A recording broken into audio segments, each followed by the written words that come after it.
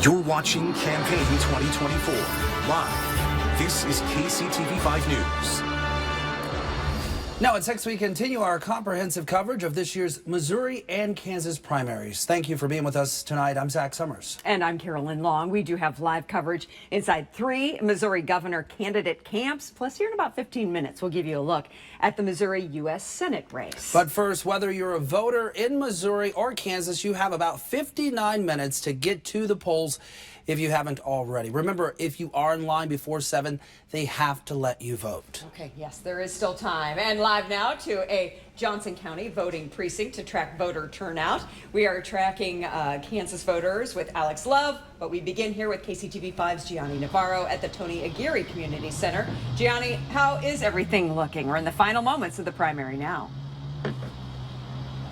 Yes, we are, Carolyn. We have been here for about 4 hours now. During our time here, we have seen people come in waves walking through those doors to cast their vote. Now that the countdown begins to polling locations closing, we have seen yet another wave of people making sure they cast their vote. Now, during my time here, I was able to speak to a couple of voters throughout the day. One voter told me this primary election could be just as, if not more important than the general election. They say this is a time to have your voices heard and where you can make a difference in the communities you live in. Another voter I spoke with says she voted for candidates that stood for equality and women's rights. She also says she wants to see change in her West Side community, and she came out to vote to make sure elected officials are looking out after their property taxes, community centers, and making sure their taxes don't get raised. Now, there were a few glitches and issues at different polling locations across Missouri and even here in Kansas City. I'll go ahead and break that down during our election special at 7 o'clock tonight. Live in Kansas City, Gianni Navarro, KCTV5 News. Yeah, we don't like to hear that word glitch when it comes to an election day. Looking forward to hearing what all took place there this afternoon. Gianni, thank you. Now we want to take you across the state line to Kansas, where election officials are expecting a low voter turnout. Here's the numbers from the Secretary of State's office. Take a look. The state only received about 64,000 advance voting ballots. That's 124,000 fewer ballots than this time 2 years ago and in 2020. Let's get out to our Alex Love now live in Johnson County. Alex, is that ringing true? Is that what you're seeing there? It's definitely not a high turnout in Johnson County, Zach, but it's been steady at most precincts because almost half of the advance votes that you just listed have come from Johnson County alone, which means this area could have a big say in statewide elections if there's a high turnout now, and that could of course benefit both parties. Now there hasn't been a line here at the Central Library off 87th Street where we're standing, but foot traffic has been pretty constant coming in. As of 5:30 p.m., this precinct has seen almost 500 people show up, on top of those putting ballots in the drop box outside. Democrats we met say they want to see more investments and support in education across the county and state. That's been a big motivator for them to cast a ballot. Meanwhile, the Republicans are deciding if they want to see the sheriff's office go in another direction between Doug Bedford or the incumbent Sheriff Cal Hayden, who's seeking a third term. And right before we came on the air, we actually met a young lady who's only voting for the second time because she just turned 18 not too long ago, and she really explained to us why she feels like the younger generation needs to really start paying attention with the upcoming elections to make sure there's a better tomorrow for young people in this country. We'll bring you we'll bring you what she had to say and why coming up in our special election coverage in the next hour. For now, live in Overland Park, Alex Love, KCTV 5 News. Yeah, if you don't vote, you can't really complain. Thanks, Alex. We're watching a couple of congressional races in Kansas, too. There's a seat open in the 2nd District with Jake LaTurner's decision to leave Congress. 5 Republicans running to replace him. The 2 frontrunners are former Kansas Attorney General Derek Schmidt and Jeff Kars, who served under the Trump administration. Trump has endorsed Schmidt in this race. Now, on the Democratic side, the candidates are former Congresswoman Nancy Boda and former KU basketball player Matt Kleiman. Now, in the 3rd District, there are 2 Republicans running to challenge Sharice Davids in November. She has held that seat for some time, winning 3 elections now. Those 2 looking to unseat her are Karen Konkovich and Prue Saint Reddy. And here's a look at some of the other races we are also following for you. On the Missouri side, you're voting on the offices for Secretary of State, Treasurer, and Lieutenant Governor. In Kansas, we're also watching those district races and the Johnson County Sheriff's race as well. But no race has Missourians on the edge of their seats, quite like the Missouri governor's race. And that's why we sent 3 of our reporters out to cover that particular runoff. Our Nijah Hood is in Jeff City with Mike Kehoe. Grace Smith went to Springfield with Jay Ashcroft's camp. But we begin here with Chandler Watkins, who is live for us in Springfield, covering 2 major candidates in this race. So, Chandler, tell us a little bit more about them. Yeah, we're less than an hour away from Crystal Quade's watch party here on C Street in Springfield. Both Democratic candidates for governor were born and raised here, and they are also holding their watch parties here. They also voted here in Springfield earlier today. Quade taking to social media to say, quote, "We have the opportunity to bring real change to the Show Me State." Quade is the current House Minority Leader running on a pro-choice, pro-worker platform. Hamra is new to politics, but says his skills as a businessman are an advantage. Hamra says he's tired of the political games in Jeff City and has released a large policy plan outlining growing the state's economy and supporting the public school system. Now both want to see a Democrat take back the governor's office for the first time in 8 years, but it is going to be an uphill battle. Reporting live in Springfield, Chandler Watkins, KCTV 5 News. Chandler, thank you. While Missouri is typically a red state, the state has had a Democratic governor within the last decade, with 2-term former Governor Jay Nixon leaving office in 2017. In fact, 5 of the last 10 governors in Missouri were Democrats. Of course, that leaves 5 other Republicans. One of them was former Governor John Ashcroft, father to current gubernatorial candidate Jay Ashcroft. Our Grace Smith is with his campaign now over in Springfield. Grace, how are things there? Yeah, Zach, Ashcroft just spoke moments ago. He seemed to be in great spirits, says he spent the day with his family and left just now to go be with them again before he returns here to see those numbers roll in. But he did talk about his 3 priorities being education, safety, and people governing. He says he is very strong on what students learn in the classroom and how accessible education is. He says, quote, "The greatest investment in our state is the investment we make in our children." He says everyday Missourians should feel safe and criminals should feel at risk. Finally, he believes the government is the problem, saying the people of this state are what's best about this state. If you want a state that just kind of limps along and continues in the direction we're going, I'm not your candidate. If you think that the state needs to take more of your money to dole out to special interests and the swamp, I'm not your candidate. But if you want the ability to make sure that your children have greater opportunities than you ever had, vote for me. And his supporters will soon join us out here. I'm told about 60 people should be out here later this evening. It's hot, it's windy, but everyone is excited. Guys, back to you. Yeah, we'll see how it comes of the night. Grace, thank you. And on the same side of the aisle, Mike Kehoe. He started the race behind Ashcroft, but according to the Associated Press, Kehoe more than tripled the money raised for Ashcroft's campaign, leaving them about even now in the polling. So on that note, let's go live to our Nijah Hood in Jeff City with the Kehoe campaign. Nijah? Well, Carolyn, I'm at the Capitol Bluffs Event Center in Jefferson City, and we're just about an hour and a half away from Mike Kehoe's campaign party. The Lieutenant Governor has been in his current role since 2018, but after tonight, he is hoping he'll get the chance to step into the governor's seat. Now, the St. Louis native is both pro-life and pro-Second Amendment. His campaign has been all about protecting the right to bear firearms. He also says he has plans to stop the flow of fentanyl and human trafficking, even enforcing the death penalty for fentanyl dealers. The Lieutenant Governor is a cattle farmer and says he has plans to stop China from buying farmland in the state. He's also got a number of endorsements in his corner, including former President Trump, Governor Parson, and many other organizations, including the Missouri Fraternal Order of Police, state troopers, and the Farm Bureau. We've had record a number of endorsements. Number one, 27 endorsements. Those guys have had 1 or 2 or maybe 3. We have county coordinators in all 114 counties. We've been very successful at fundraising efforts. We've outraised a Missouri donor the other field, all 7 other candidates 3-1. So Missourians have invested in us. Nobody was going to outwork us. I don't think anybody did. And Missourians respect somebody who understands what hard work's all about. And we'll be keeping an eye on those numbers as they roll in. We're expecting people to come here when this campaign party gets underway at 7:30 tonight. In Jefferson City, Nigel Hood, KCTV5. Kehoe also securing the endorsement from the current governor, Mike Morrison. Thank you, Nigel. While Jay Ashcroft and Mike Kehoe are considered frontrunners, Bill Eigel is also in the hunt. He's trailing in polls, but not by too far. Here's a look. Kehoe and Ashcroft are out front with 26% each. This is according to polling from July 31st. Eigel, though, is holding his own at about 17%.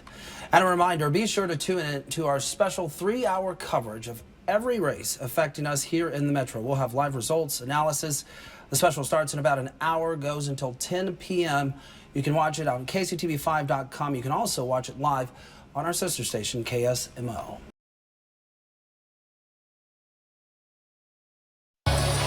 Live, breaking news from KCTV5. This was a disgrace. This was a rigged trial by a conflicted judge who was corrupt. And that was former President Donald Trump just after the historic verdict that was handed down.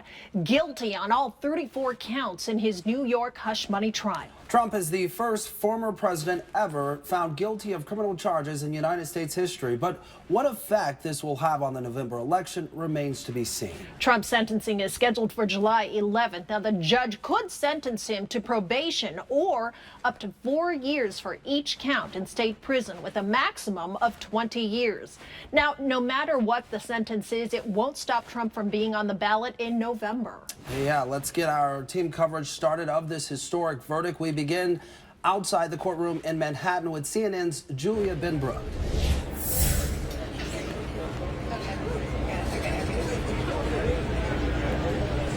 Now, this is a day that will no doubt end up in history books. Donald Trump was already the first former president to face criminal charges. He is now the first former president to be convicted of a felony. 12 Manhattan residents on that jury, after looking at the evidence, found him guilty of all 34 counts of falsifying business records, stemming from a hush money payment made back in 2016 to an adult film star to cover up an alleged affair. Trump denies that affair. Now, the timing of this verdict did catch some by surprise. We started out the day with the judge answering several questions that the jury had sent in on notes. That took up a good portion of the morning, and then they're back into deliberations. He was getting ready to let them go. I was calling everyone in about 4:15, expected to let them go about 4:30. Instead, they came in with a verdict. Trump spoke to the cameras, leaving the courthouse after that verdict came down. Here's a little bit about what he had to say.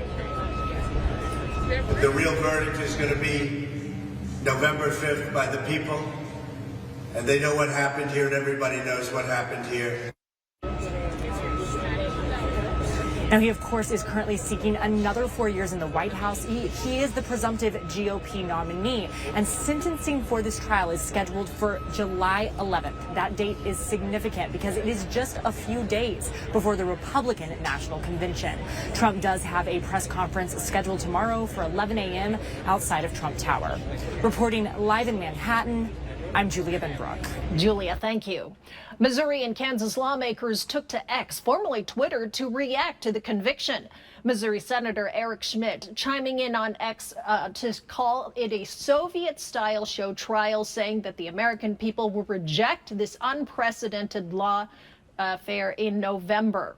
And Kansas Senator Roger Marshall echoing Trump's sentiment, saying, quote, "This happens in banana republics under authoritarian regimes, not here in America. The true judge and jury will speak loudly in November." And on the Democratic side of the aisle, former Missouri Secretary of State Jason Kander says, quote, "I am pleased about the verdict, but while it's enormous as a matter of history, it's likely negligible in the campaign. You've got to put work into the campaign." And reaction is pouring in here locally as well. KCTV5's Betsy Webster live at Mill Creek Park near the plaza with reaction from a local political science professor. Betsy? Yeah, you know what, we were just talking. I'm with Matt Harris. He's an associate professor of political science at Park University, and we were just talking about how you found out about this, which gives a little bit of an indication that kind of where news people are, where politicians are, where political science professors are, and where everyone else is. Yeah, so me and my girlfriend were actually at Target buying potting soil, and we got the notifications on our phone, and we were very much, as a political scientist, oh, this is huge news, this is unprecedented. The rest of the people at Target who were, purchasing their graphic tees and romance novels, etc., did not seem as moved. I think that speaks to sort of, the big question going forward is like, how much do people care about this, and, how much is this going to affect their voting behavior as we look to November? Speaking of local folks, in November, people will be voting not just for president. There are state candidates and congressional candidates. Is this going to change how that race plays out going forward? Well, yeah, I think the big thing you think about as a state or a local politician when there's a presidential election, something like this is going on with Donald Trump, is turnout. Very high turnout in 2020. We probably would expect turnout to be lower in 2024. But does this motivate people on either side of the aisle? And I think the other question is for local Republican politicians is how closely they want to tie themselves to Donald Trump. I think so far we've seen that those ties don't seem to be breaking in many cases. But I think that's another political question as we look at the state and local level.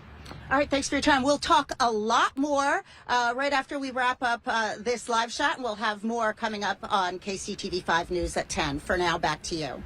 Betsy Webster live in Mill Creek Park tonight with some perspective on this big story. Thank you, Betsy.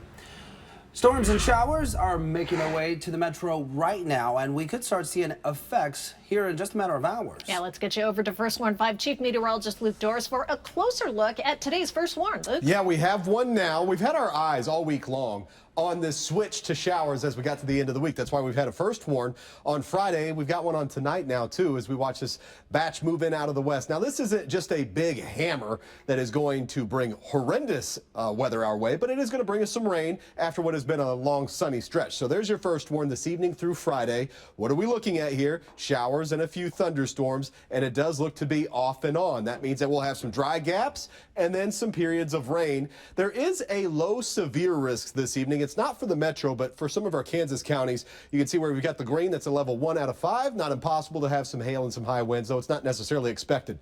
2 areas here. One up here as we go in Atchison County and up by Falls City. Some thunderstorms there. Another one nosing into Lawrence, Ottawa, Garnett's into some moderate rainfall. We are dry in the metro right now, but as we go to forecast track, it is overdoing this a bit. But the chance for showers and a few thunderstorms is in the picture tonight. And again, for your Friday, when can you expect it? I'll help you with your plans, not only for Friday, but for your weekend. All that's coming up. Sharon? Sounds good, Luke. We'll see you soon. Disgraced former KCK detective Roger Golubski was back in court today. He's accused of kidnapping, rape, and protecting drug dealers who ran a sex trafficking ring involving minors. Well, today, the judge asked multiple questions surrounding Golubski's motion to dismiss his indictment. And before his court hearing, Golubski's alleged victims and those supporting them pushed for justice for black women and the KCK community. The group was led by Team Rock and the Midwest Innocence Project. KCTV5 Samantha Boring is live in Topeka now. And Samantha, you were there both in and out of the courtroom. So how were these victims feeling today? Hey, Sharon, it was an emotional moment for some of the women here today, sharing their frustrations with Roger Golubski and the case taking quite some time. In the courtroom, the judge raised multiple questions to the defense regarding that motion to dismiss, with the state also in the mix. I want the justice. We matter. Outside the federal courthouse in Topeka Thursday, a little over 20 people gathered to demand justice over the alleged crimes by Roger Golubski. He didn't come back one time to rape me. He came back and back. Ophelia Williams says it took her a long time to speak out. She says she told Golubski she was going to call the police. He said, I am the police. And if I said something, what he would do, it would be a long time before anybody found me. Following the demands, many made their way into the courtroom. After an hour of back and forth between the judge, defense, and state, the judge is taking 30 days to respond to the motion to dismiss the indictment. It seems like it's moving in the right direction, or it's moving. Davlin Dobbs says her son, Donnell Dobbs, is wrongfully in prison for murder. She alleges Golubski has something to do with her son's conviction. I just want the right thing to be done. I want us to get justice. I want him to receive the punishment that he needs to receive for the actions he's committed to everybody. After the hearing, Golubski's attorney told KCTV5 he had no further comment on the case. They are back in court on July 10th. The judge mentioned today he would like to set a trial date on that day, depending on what happens. Now, this trial could look different because Golubski is on dialysis, so the defense and the state are looking at ways to go about this, but they are expecting to draw from a larger juror pool if this goes to trial. Live in Topeka, Samantha Boring, KCTV5 News. Thank you, Samantha, for that update. And KCTV5, Angie Ricono has covered this case so extensively. We want to thank you for your coverage today, Samantha. And coming up, an investigation into what happens when oil and gas companies walk away from their old wells and why you could end up paying for the cleanup. Hey, Luke. Hey, Sharon. Here's the highs for tomorrow. Notice some of us don't get out of the 60s. That's because clouds and rain are in the picture for your Friday. Hey, it's the first weekend of June coming up. What can you expect with that? I'll have everything you need to know. It's all coming up in your First Warning 5 forecast. You're watching KCTV5 News at 6 with Sharon Shen, Zach Summers, and First Warn 5 Chief Meteorologist Luke Doris.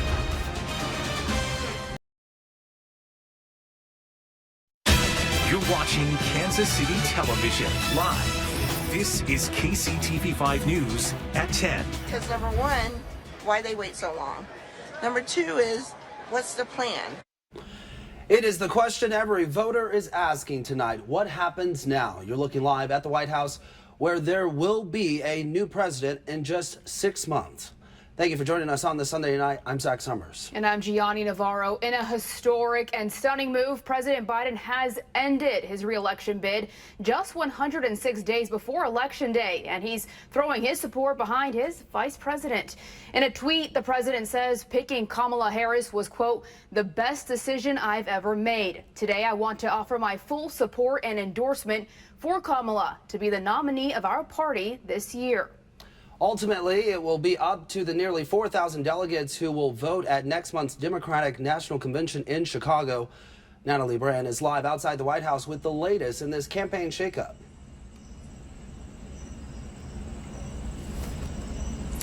Tonight, a small but emotional group gathered outside the White House. Many of them there say to thank the president and celebrate his legacy. CBS News has learned President Biden began to come to this decision last night after reflecting on the path forward. President Biden has dropped out of the presidential race, ending his bid for re-election just 4 months before the November vote. In a statement, the president said in part, quote, while it has been my intention to seek re-election, I believe it is in the best interest of my party and the country for me to stand down and to focus solely on fulfilling my duties as president for the remainder of my term.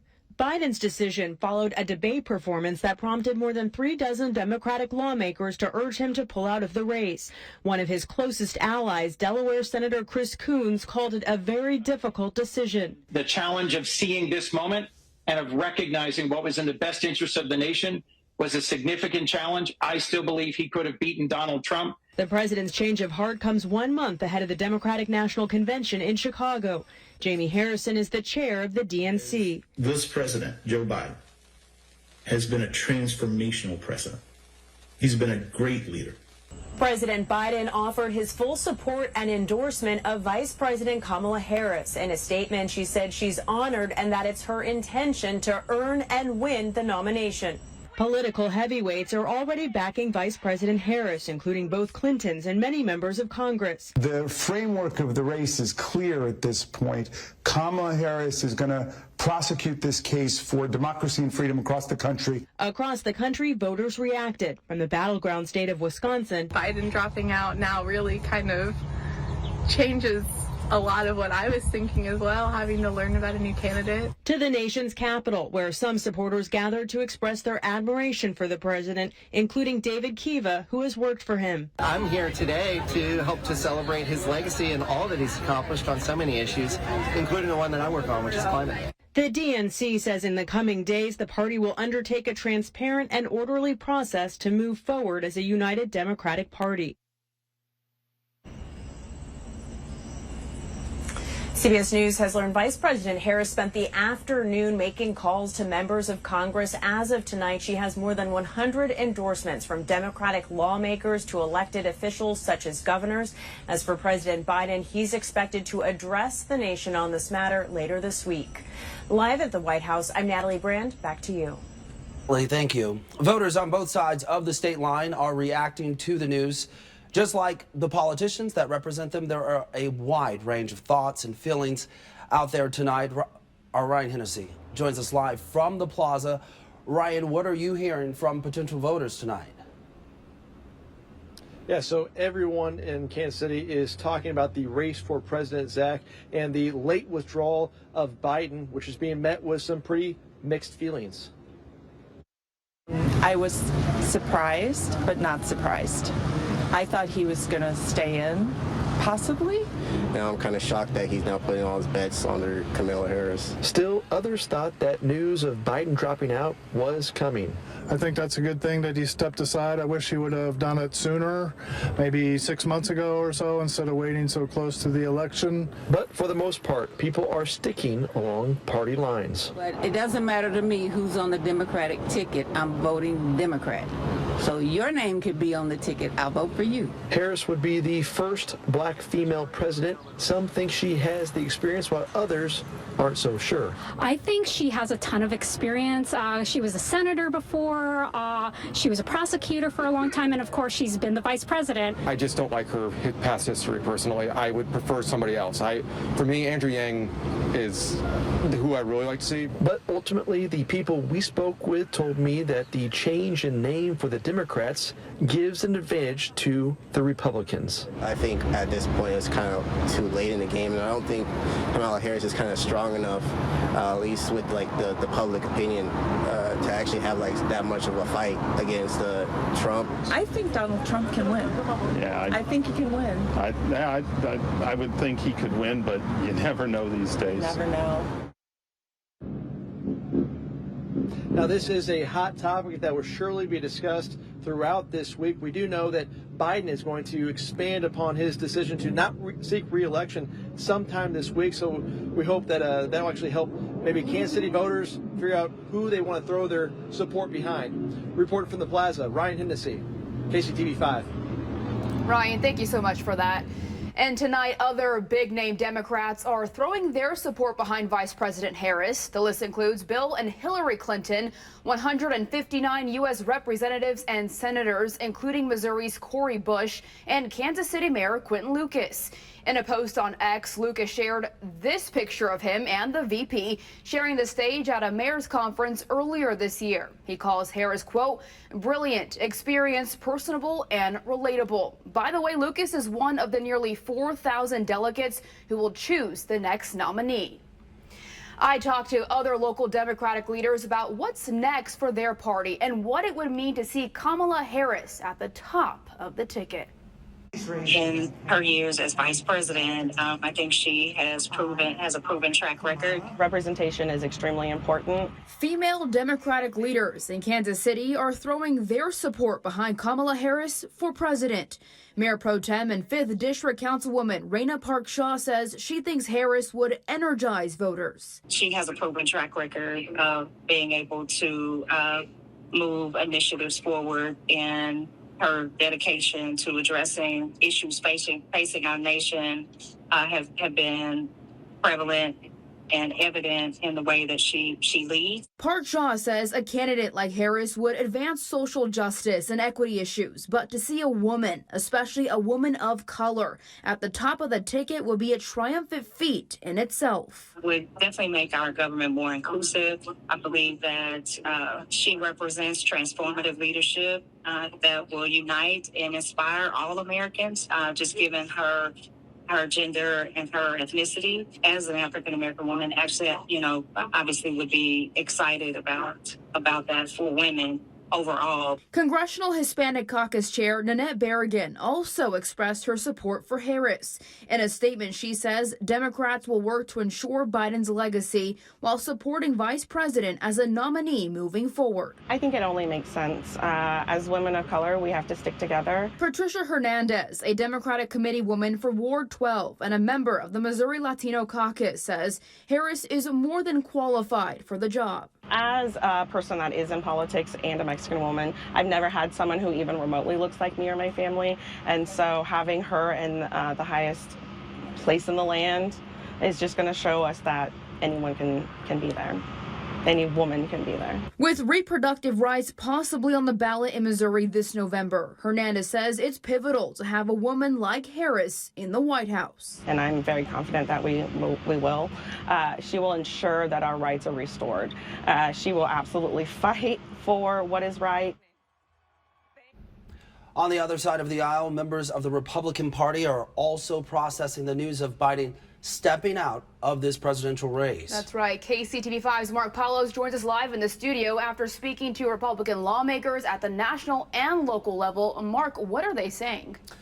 Gianni, I spoke with Representative Mark Alford as well as Jackson County legislator Sean Smith, and both told me they don't think Joe Biden removing himself from the presidential race was enough. They say they already knew Biden wasn't fit to be president in 2024, but they also say he isn't fit to lead the country right now. Joe Biden has really worked past his best by use date, just like milk. We don't like to throw it out. It might still be good, but look, he's worked, I think, past his prime. I think it's time for him to resign the presidency of the United States. Local Republican lawmakers say the Democratic Party needs to take things one step further. As Joe Biden steps away from the 2024 election, local Republicans say he needs to leave office altogether. I feel very bad for the family. I think he's done the right thing for the country. I'm really worried about his performance even over the next few months and surprised that they're not doing something about that. He has served his nation. I will give him that. And he did the right thing today by resigning the campaign. But I think it's time to resign the White House as well. With Biden off the 24 ticket, Republicans are already looking forward to a fight with Vice President Kamala Harris. I think she is inept and annoying. I think she has been a failure as a vice president. Her first responsibility given by Joe Biden was to do something about the border czarina. She failed. She did not solve the crisis at the border. Now, all eyes turn to the Democratic National Convention, which is set to begin on August 19th. So the convention's only 4 weeks away. No matter what they do at this point, it is a problem. They're 4 weeks from the convention and 4 weeks away from where early voting starts in some parts of the country. So the reality is they don't have a lot of time to do whatever it is they're going to do. Now, in addition to speaking about the election, Representative Alford also told me he thinks Secret Service Director Kimberly Cheadle needs to be fired after last week's assassination attempt on former President Donald Trump. Alford called it the biggest security failure from the Secret Service since President Reagan was shot in the 1980s. Live in the studio, Mark Paulos, KCTV5 News. Mark, thank you. Can Kamala Harris win in just 106 days? That remains to be seen, but consider this. Our allies in England just held an election in 2 months' time. France had 2 elections just 1 week apart. Some might say 106 days is plenty of time to win over voters. We talked to local political science expert Matt Harris today about what this could mean for the presidential race. He said the conversation has been turned on its head, especially because a major issue with both candidates revolved around their age. That won't be a talking point for Democrats if they nominate Kamala Harris. Now, the Democratic nominee in all likelihood is going to be 59 years old, significantly younger than former President Trump. And I think former President Trump, there are some legitimate questions on his side as well about his ability to do the job and some of the things that have come out of his mouth. And so I think it resets the conversation. Our coverage of the local impact of Biden bowing out of the race continues tomorrow morning at 4:30. Until then, we have a comprehensive list of local reaction on our website, kctv5.com, and on the KCTV5 News app. Now to your forecast. We're heading towards some calmer weather again, but there's still a chance for a little bit of rain, Zach. Yeah, let's get over to First Warn 5 meteorologist Warren Sears with the first check of the conditions out there. Warren? Yeah, hey, Zach. Hey, Gianni. We are expecting a really comfortable night and nice, pleasant start to your Monday morning. Should be dry out the door to kick off the new work week. Lower 60s, eventually some lower 70s by 9, 10 o'clock. A decent amount of sun at times throughout your day on Monday, but there's a little chance for a pop-up shower or two, not till the afternoon, though, and into the early evening. That's just about a 20% confidence, kind of like we had out there today, and that was mainly north of I-70 yesterday or today, this afternoon. So all in all, small opportunity, but it sure has been cool lately. We've been spoiled. That's 6 days in a row now below 90 degrees. Our last 90-degree day was on the 15th of July. Our normal high is 89. Look at where we're going tomorrow. Another day in the lower 80s. This does come to an end. I'll let you know when that summer sizzle returns, coming up in your full forecast. Zach. Chiefs football is back. The team had their first day of training camp in St. Joe today, and the Red Kingdom went with them. We show you the action after the break. Plus, there's already a show of support for Kamala Harris on a rural Kansas farm. We get a first look at the art being made in the earth and its message next. This is KCTV5 News at 10.